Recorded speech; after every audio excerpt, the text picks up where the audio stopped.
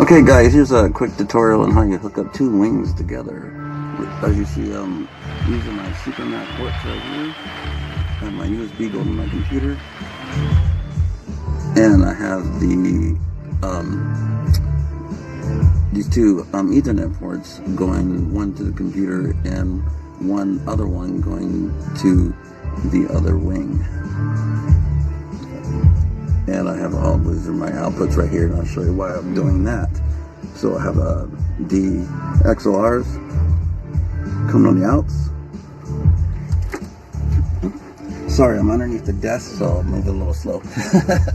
So I'm going to show you where I'm panning over to the other wing underneath the desk here, and connected to the other Super Mac port right here, and with the other USB port, which is connected to the other wing of the USB, and also the Ethernet as well.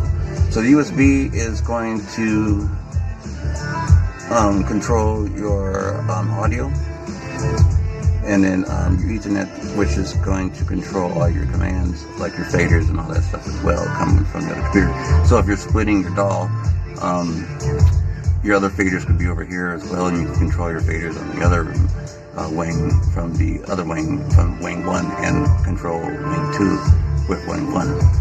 And like you see, I have the audio ports coming out, and from the XLRs from the second wing, I have them wrapped up going into my dangerous music, which is on top of there.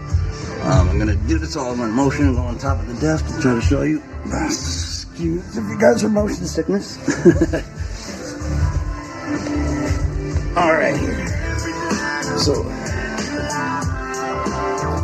right now we just have, I have the signal coming from the Akai, and if I want it, and the Akai is split out to output source 6 and 7 right now. I hope you can see that with this GoPro. And let's see how I do the meters. Let me turn down the music real quick. I hope you can hear me okay. And let's see here, let's go to the effects. I'm sorry. Let's go to our routing real quick here.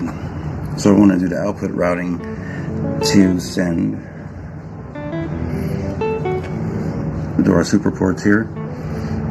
And I'm going to go ahead and tell it, first unlock it always. All you have to do is just hit it. You'll see these will just open up. Boom. You see I have the Kai have it coming here. Let's go ahead and I just click that. That sends that there. And I'll show you what it's doing. So it's going to the other wing, which is over here. Go back up a little bit because I know I just came underneath the desk. I'm trying to do this real quick for everyone. And we go ahead and select for the right channel. And that's just saying this. I'm actually doing a direct input. So I'm not even, if you wanted to, you can go ahead and route it through all the effects and all that stuff, and then send it through a bus if you wanted to. But right now, I'm just going a direct input straight through the Super Mac. So I'm bypassing all that, which is great. That's why I'm doing summing if you wanted to, and you don't want to, do the internal effects here. You did everything internal in your DAW, but you just want to do a nice analog bus like I have going from the dangerous music to the Fusion to the SSL bus plus, going over to my Better Maker limiter, and then back into my here on my master routing back in. This is what we're hearing right now, but that's another video. So let me go ahead and go to the other wing and show you how it's coming back in. Same thing here. Fit to the routing. Selecting the routing from, let's see here. I already had it set up, but you can see oops, there we go. Trying to get that glare out your way so you can see that. So coming in, source, you sent it there, and boom. Now what I'm doing, if I want to go to the dangerous music, which is right up here, I'm going to do the output source. Oops, I'm sorry. We have the input source going. Let me show you how that shows up.